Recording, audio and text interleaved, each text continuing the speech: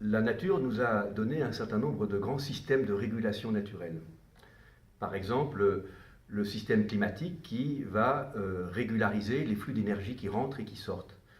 Par exemple, le cycle de l'eau, qui est un cycle, car la quantité d'eau disponible sur la planète est rigoureusement la même aujourd'hui que du temps des dinosaures.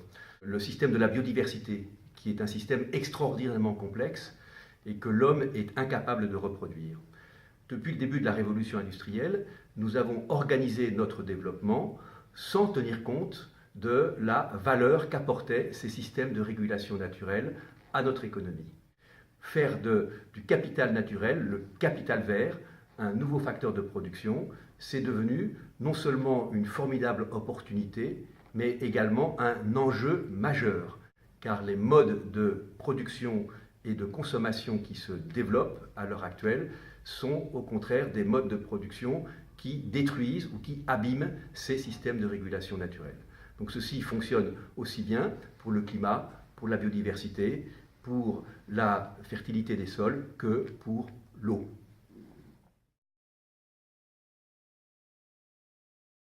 La nature a un prix? Non. La question est aussi absurde que se demander est-ce que la Joconde a un prix? Est-ce que Notre-Dame de Paris a un prix?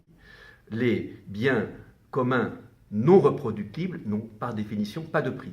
Ainsi, par exemple, la Joconde n'a pas de prix, mais vous avez un marché de la reproduction de la Joconde.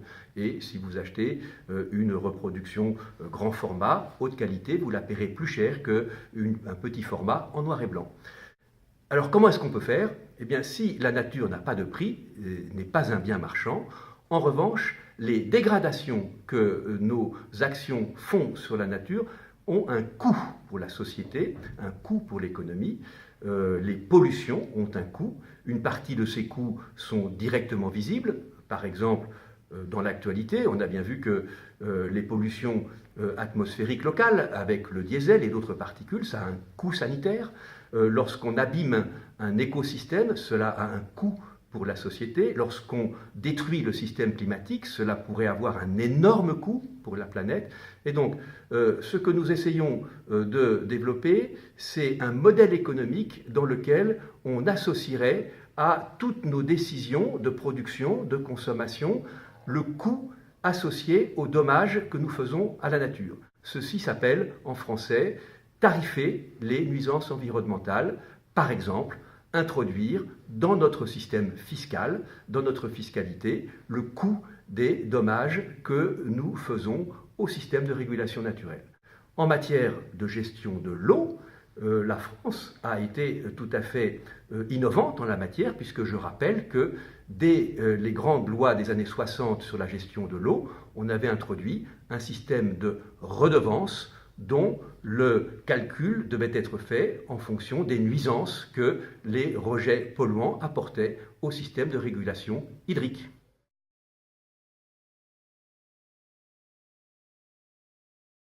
Alors, les points de réflexion essentiels, je pense que les participants au colloque sauront les trouver sans moi. Il me semble qu'il y a 3 domaines dans lesquels il faut réfléchir si on veut être concret.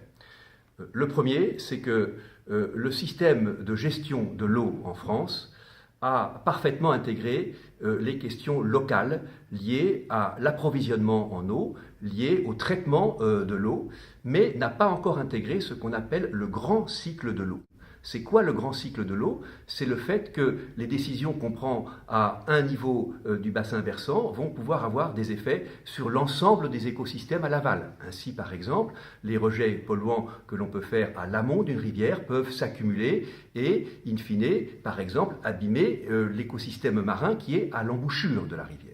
Donc je crois que la prise en compte du grand cycle de l'eau et en réalité de l'interaction entre les différents écosystèmes le long des bassins versants est une priorité.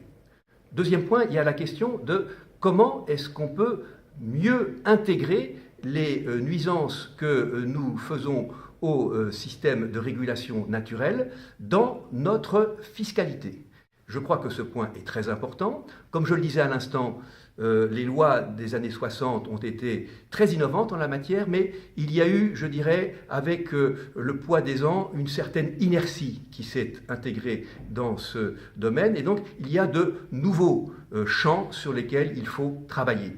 J'ai, par exemple, en tête l'idée de la question des nitrates. J'ai par exemple en tête la question de tous les produits phytosanitaires d'origine agricole ou non agricole qui peuvent s'accumuler le long des rivières et qui peuvent finalement générer des coûts très élevés pour la collectivité. Et puis il y a troisièmement une façon plus générale de poser la question. L'eau, c'est aussi une formidable ressource. Derrière l'eau, c'est l'ensemble de l'équilibre des écosystèmes qu'il faut protéger. C'est un patrimoine que nous devons absolument faire fructifier. Et ce patrimoine, si nous voulons le faire fructifier, il aura une valeur économique qui permettra demain, dans les territoires, de créer beaucoup plus facilement de la richesse à partir des ressources locales.